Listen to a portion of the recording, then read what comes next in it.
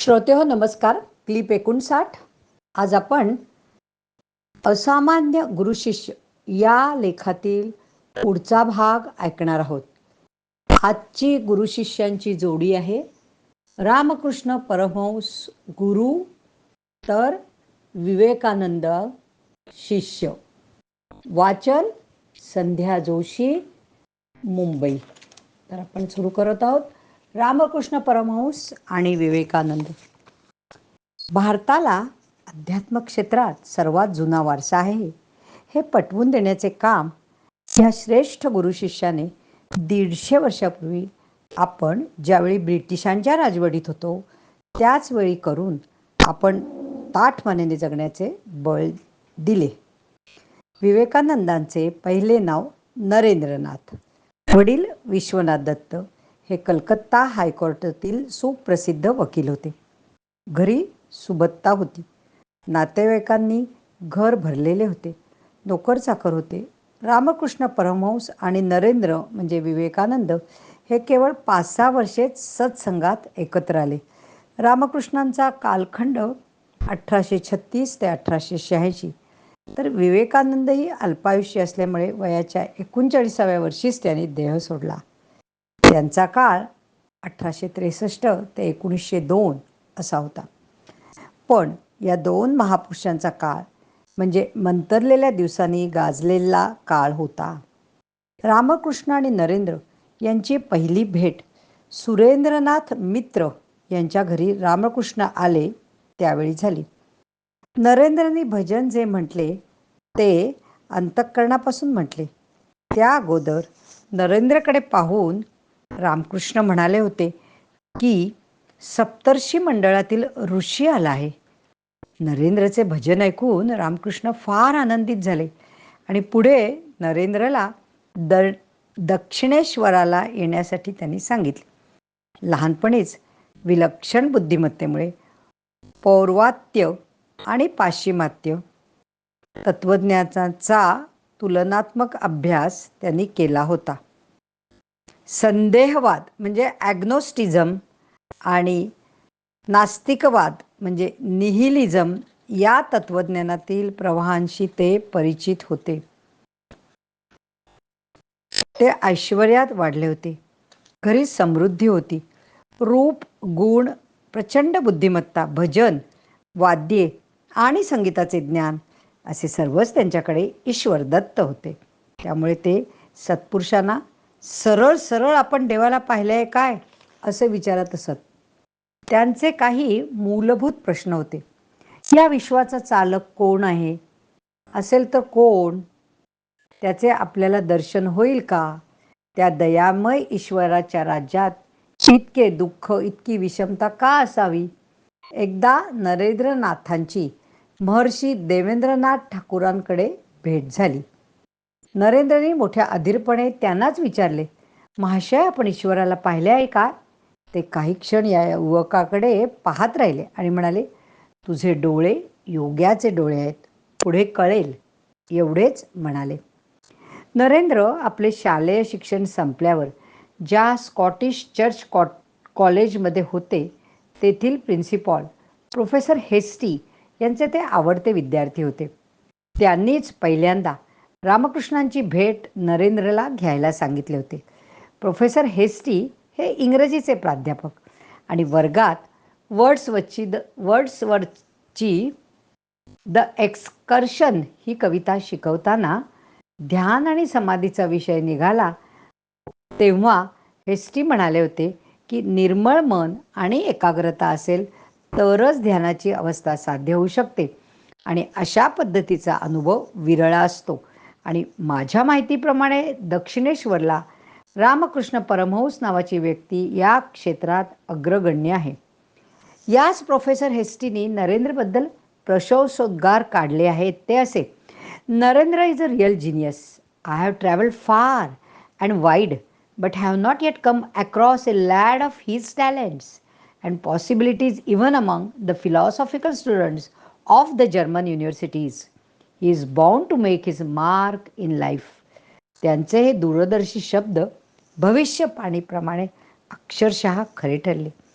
लेखाच्या सुरुवातीलाच रामकृष्णांशी झालेल्या पहिल्या भेटीचे वर्णन आहे. त्यानंतर नरेंद्र दक्षिणेश्वरला गेले तर रामकृष्णांशी मोकळेपणाने बोलत होते. त्यांची रामकृष्णांबरोबर बोलताना दर्शन इत्यादी गोष्टींविषयी आपल्याला ईश्वर रूपाचे दर्शन वगैरे होते असे जे आपण समजतो ते आपल्या डोक्यातून निघालेले खूळ आहे असे म्हणाले. नरेंद्रच्या बोलण्याने रामकृष्ण चिडत नसत, कारण त्यांना माहीत होते की नरेंद्रची आपल्यावर श्रद्धा आहे, पण तो विचार केल्याशिवाय कोणत्याही गोष्टीवर विश्वास ठेवणार नाही. नरेंद्र काली मंदिरात जात नसत. एकदा रामकृष्ण म्हणाले, तुला जर कालीमाता आवडत नसेल तर इथे कशाला येतोस? ती माझी आई आहे. त्यावर नरेंद्र म्हणाले, मी तुम्हाला भेटायला येतो म्हणजे तिला मानलेच पाहिजे असे आहे का? मी इथे भेटायला येतो याचे कारण माझे तुमच्यावर विलक्षण प्रेम आहे. आता नरेंद्राच्या दक्षिणेश्वराच्या महत्त्वाच्या भेटींबद्दलचा वृत्तांत पाहू. त्यांच्या शेजारी राहणाऱ्या सुरेंद्रनाथ यांच्या गाडीतून ते दक्षिणेश्वरला गेले. रामकृष्णांच्या खोलीत प्रवेश केल्यावर हंतरलेल्या चटईवर त्यांना बसायला सांगितले आणि नरेंद्रला भजन म्हणण्याचा त्याने आग्रह केला. हे बंगाली भजन आहे. मन चलो निज निकेतने संसार विदेशे विदेशीर देश वेशे भ्रम कैनो अकारणे जाबे केही दिन आभार विफले चौलिये आछिनाथ दिवानिशी आशा पथ निरोखिये.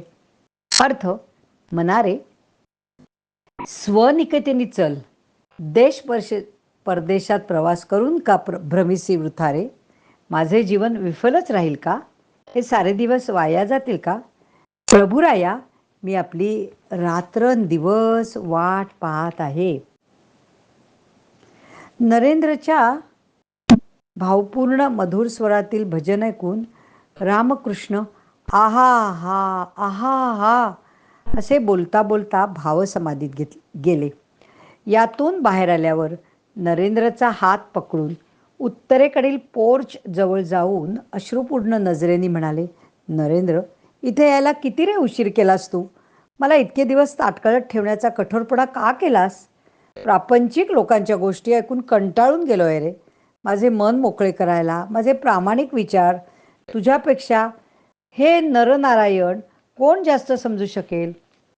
हे शब्द ऐकून नरेंद्र अवाक झाले आणि रामकृष्ण अवस्थेत बोलत असतील असे त्यांना वाटले. याच वेळी पुढे नरेंद्रनी रामकृष्णांना विचारले, गुरुदेव, आपण देवाला पाहिले आहे काय?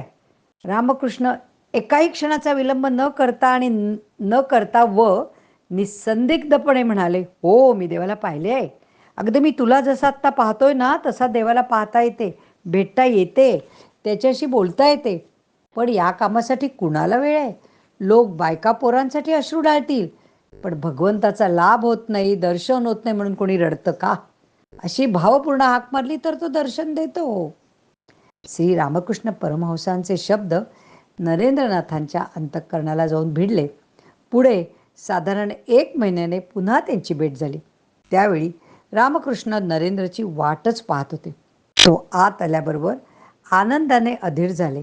आलास तू? असे प्रेमाने त्यांच्या हातात घेतला आणि प्रेमाने नरेंद्रकडे पाहू लागले व अकस्मात उजव्या पायाने त्यांनी स्पर्श केला आणि भावावस्थेत अस्पष्टपणे आपल्याशीच काही बोलत होते, पुटपुटत होते. या स्पर्शामुळे नरेंद्रना अपूर्व अनुभूती आली. ती त्यांच्याच शब्दात दिली आहे. डोळे उघडेच होते. भिंतींसह खोलीतल्या साऱ्या वस्तू वेगाने फिरत जाऊन कुठेतरी विरून गेल्या. साऱ्या विश्वाबरोबर माझे मी पण एका सर्वग्रासी महाशून्यात विलीन होण्यासाठी वेगाने चालले होते. मृत्यूच समोर उभा ठाकलाय असे क्षणभर वाटून मोठ्याने ओरडलं, अहो, हे तुम्ही काय करतात? माझे आई वडील आहेत ना? नंतर त्या भावमुद्रेत रामकृष्णांनी नरेंद्रच्या छातीला स्पर्श केला आणि म्हणाले, राहू दे आता, एकदम सारेच नको. वेळ आली की सर्व बरोबर होईल. आणि त्यांनी स्पर्श करताच ती अनुभूती थांबली. देवदर्शनाची ओढ असते, आपल्या काही कल्पना असतात, पण प्रत्यक्ष ती वेळ आली की नरेंद्रसारख्या नरपुंगवाची अशी अवस्था होत असेल तर सामान्य साधकाविषयी काय बोलावे? सर्व प्रगती हळूहळू झालेली बरी. पुढे नरेंद्रचे वडील विश्वनाथ दत्त अचानक वारले. आर्थिक परिस्थिती एकदम बिघडली. BA झाले तरीही नोकरी मिळत नव्हती आणि एक छोटी नोकरी 30 रुपयाची कशीबशी मिळाली आणि काटकसरीने संसार चालला होता. अशावेळी एकदा ते दक्षिणेश्वरला असताना रामकृष्णांना म्हणाले, मला शुकदेवासारखे 5-6 दिवस समाधीत राहावेसे वाटते. देहरक्षणासाठी थोडा वेळ खाली येऊन पुन्हा समाधीत राहावे असे वाटते. रामकृष्णांनी निर्भत्सनायुक्त स्वरात सांगितले, छी छी छी, हे काय आहे? तुझा केवढा मोठा अधिकार आणि तुझ्या तोंडी ही भाषा शोभत नाही.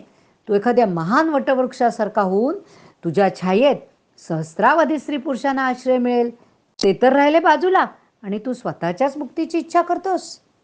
नरेंद्रना त्या क्षणी कळले की रामकृष्णाचे हृदय किती विशाल आहे. त्यांना पश्चात्ताप होऊन त्यांच्या डोळ्यात पाणी आले. पण रामकृष्णांनी त्यांची इच्छा काही अपुरी ठेवली नाही. काशीपूर उद्यानात नरेंद्र ध्यानाला बसले होते. हळूहळू त्यांचे मन निर्विचार होऊन ते निर्विकल्प समाधी अवस्थेत गेले. ही अवस्था पाहून त्यांचे एक गुरुबंधू घाबरले आणि पळत पळत जाऊन ही बातमी रामकृष्णांना सांगितली. तेव्हा रामकृष्ण म्हणाले, ठीकच आहे, राहू द्या त्याला आणखी काही वेळ. यासाठीच तो केव्हापासून माझ्या मागे लागला होता. मध्यरात्रीनंतर नरेंद्र भानावर येऊन माझे शरीर कुठे आहे असे विचारू लागले. अपूर्व शांततेत श्री रामकृष्णांसमोर येऊन नतमस्तक झाले. रामकृष्ण म्हणाले, काय रे, आता तर आईने तुला सारं काही दाखवून दिलं ना. तू जे काही पाहिलंस ते सारं आता कुलपात बंद किल्ली माझ्याजवळ. आता तुला आईचं काम करावं लागेल. आईचं काम झाल्यावर तुला परत ती अवस्था प्राप्त होईल. नरेंद्र परमशांतीमुळे रामकृष्णांपुढे स्तब्धपणे उभे होते. पुढे विवेकानंदांनी 1893च्या शिकागो धर्म परिषदेच्या निमित्ताने साऱ्या जगाला दिपवून टाकणारे महान कार्य केले. रामकृष्णांनी सप्तर्षी मंडळातील या ध्यानमग्न ऋषीला जनकल्याणासाठी आणि जगाच्या उद्धारासाठी पृथ्वीवर आणले व त्यासाठी भारत त्यांचा चिरकाल ऋणी आहे. स्वामी विवेकानंद म्हणजे श्री रामकृष्णांच्या वाणीचे मूर्तिमंत स्वरूप. त्यांच्या माध्यमातून अखिल मानवतेच्या कल्याणासाठी युगधर्माची संस्थापना केली आणि त्यांच्या छोट्याशा आयुष्यात चंदनासारखे झिजून विवेकानंदांनी याचा प्रसार केला व भारतीयांना अभिमान वाटावा असे प्रचंड कार्य जागतिक स्तरावर उभे केले. या ठिकाणी रामकृष्ण परमहंस आणि विवेकानंद हा गुरु शिष्य जोडीचा भाग पूर्ण होत आहे. उद्याच्या क्लिपमध्ये आपण योगाभ्यानंद माधवनाथ महाराज व त्यांचे शिष्य भैयाजी कायंदे यांच्याबद्दल ऐकणार आहोत. वाचन संध्या जोशी, मुंबई. धन्यवाद. हरिओम तत्सत.